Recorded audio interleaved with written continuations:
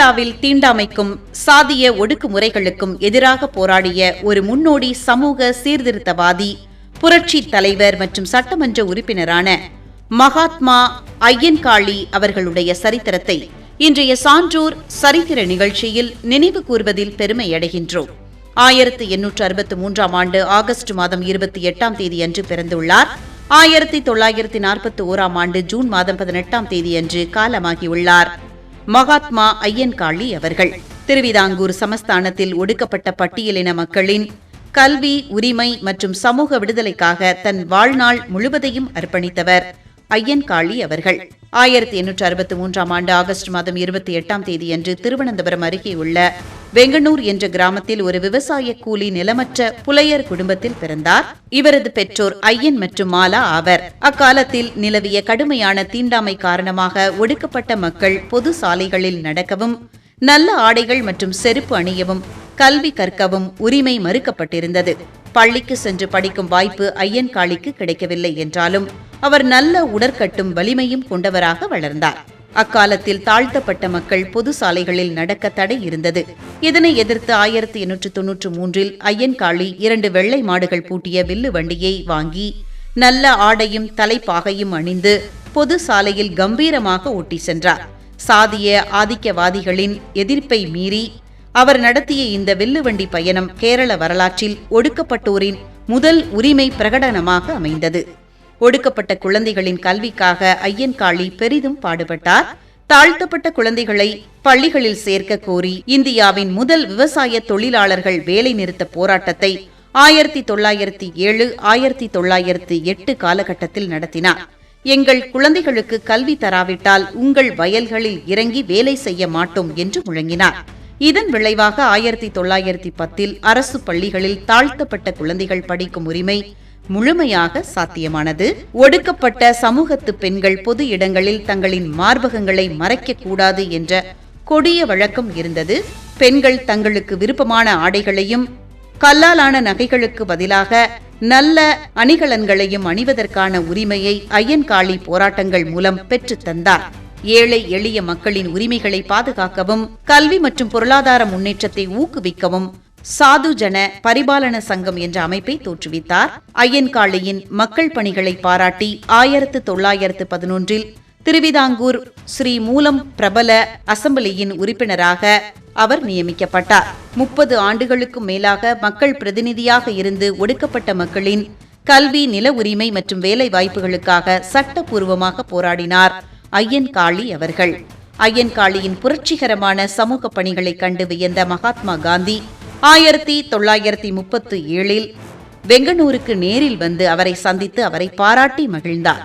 இவரது நினைவை போற்றும் வகையில் 1980 இந்திய பிரதமராக இருந்த இந்திரா காந்தி அவர்களால் திருவனந்தபுரத்தில் ஐயன்காளியின் வெண்கல சிலை திறந்து வைக்கப்பட்டது.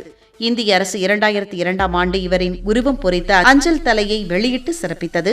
1941ஆம் ஆண்டு ஜூன் மாதம் 18ஆம் தேதியன்று தனது 77வது வயதில் ஐயன்காளி இயற்கை எய்தினார்.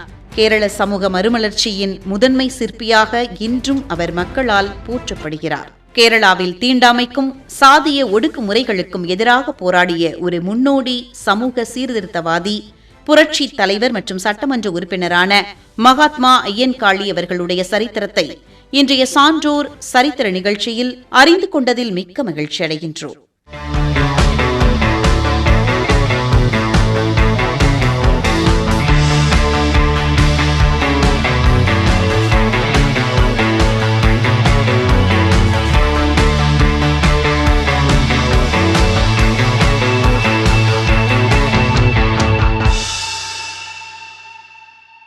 திராவிட மொழியியலின் தந்தை என்று போற்றப்படக்கூடிய ராபர்ட் கால்டுவெல் அவர்களுடைய சரித்திரத்தை இன்றைய சான்றோர் சரித்திர நிகழ்ச்சியில் நினைவு கூர்வதில் பெருமையடைகின்றோம். ராபர்ட் கால்டுவெல் அவர்கள் 1814ஆம் ஆண்டு ஆகஸ்ட் மாதம் 28ஆம் தேதி அன்று பிறந்துள்ளார். 1891ஆம் ஆண்டு ஜூலை மாதம் 5ஆம் தேதி காலமாகியுள்ளார். அயர்லாந்தில் பிறந்த இவர் தனது உயர்கல்வியை ஸ்காட்லாந்தில் உள்ள கிளாஸ்கோ பல்கலைக்கழகத்தில் முடித்தார். கிறிஸ்துவ சமயத்தை பரப்புவதற்காக லண்டன் மிஷனரி சொசைட்டி மூலம் 1838ஆம் ஆண்டில் தனது 24வது வயதில் சென்னைக்கு வந்தார். பின்னர் திருநெல்வேலி மாவட்டத்தில் உள்ள இடையன்குடி என்ற ஊரை தனது முதன்மை பணி தளமாக மாற்றிக்கொண்டு அங்கேயே சுமார் 50 ஆண்டுகள் தங்கி சமூக, சமய மற்றும் கல்வி பணிகளை ஆற்றினார் ராபர்ட் கால்டுவெல் அவர்கள். தமிழ் மொழியின் பழமையையும் சிறப்பையும் உணர்ந்த அவர் தென்னிந்திய மொழிகளை பற்றின விரிவான ஆராய்ச்சி செய்தார். 1856இல் அவர் வெளியிட்ட திராவிட மொழிகளின் ஒப்பிலக்கணம் என்ற நூல் உலக புகழ் பெற்றது. தமிழ், தெலுங்கு, மலையாளம், கன்னடம் உள்ளிட்ட தென்னிந்திய மொழிகள் அனைத்தும் திராவிட மொழி குடும்பம் என்ற தனித்தனி குடும்பத்தை சேர்ந்தவை. திராவிட மொழி குடும்பம் என்ற தனித்தனி குடும்பத்தை சேர்ந்தவை என்றும் அவை சமஸ்கிருத மொழியில் இருந்து தோன்றியவை அல்ல, முற்றிலும் தனித்துவமானவை என்றும் முதலில் சான்றுகளுடன் நிலைநாட்டினார் ராபர்ட் கால்டுவெல் அவர்கள். இடையன்குடியில் சிறுவர் மற்றும் சிறுமிகளுக்கான பள்ளிகளை தொடங்கி அப்பகுதி மக்களின் கல்வி தரம் உயர பாடுபட்டார். அவரது மனைவி எலிசா மால்ட் அப்பகுதி பெண்களுக்கு கயிறு பின்னும் கலை மற்றும் தையர் கலைகளை கற்றுக் கொடுத்தார். இவர் ஒரு சிறந்த வரலாற்று ஆய்வாளரும் ஆவார். கொற்கை, புன்னக்காயல் போன்ற இடங்களில் அகழ்வாராய்ச்சி செய்து பாண்டிய நாணயங்கள் மற்றும் முதுமக்கள் தாளிகளை கண்டறிந்தார். இதன் மூலம் திருநெல்வேலி மாவட்டத்தின் அரசியல் மற்றும் பொது வரலாறு என்ற வரலாற்று நூலையும் எழுதினார் ராபர்ட் கால்டுவெல் அவர்கள். தமிழ் மொழிக்கு அவர் ஆற்றிய தொண்டை போற்றும் வகையில் தமிழ்நாடு அரசு சென்னை மெரினா கடற்கரையில் அவருக்கு ஒரு முழு உருவ சிலையை அமைத்துள்ளது. இந்திய அரசு அவரது நினைவாக அஞ்சல் தலை வெளியிட்டு சிறப்பித்தது. அவர் வாழ்ந்த இடையன்குடி இல்லம் தற்போது நினைவு இல்லமாக பராமரிக்கப்பட்டு வருகிறது.